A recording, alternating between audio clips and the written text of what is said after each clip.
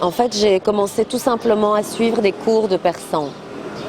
Donc le premier besoin, c'était de suivre des cours de persan. Et ensuite, pendant mes cours, très vite, je me suis rendu compte que c'était un film possible parce que c'était une femme qui me donnait cours et on avait un dialogue autour des...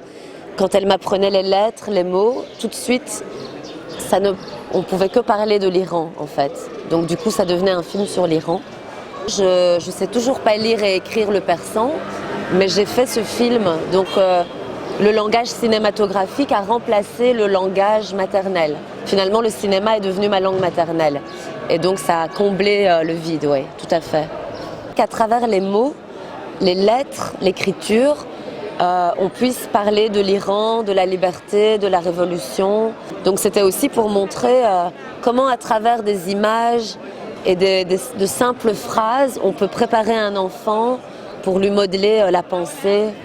Et dans ce manuel scolaire, la dernière leçon, c'est la révolution islamique qui est apprise aux enfants. Et donc pour moi, c'était un prétexte génial pour parler de la révolution à travers le manuel scolaire.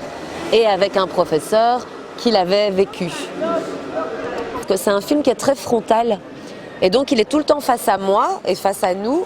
Et c'est important, quand il est face, il se retourne et en fait il retourne avec lui-même.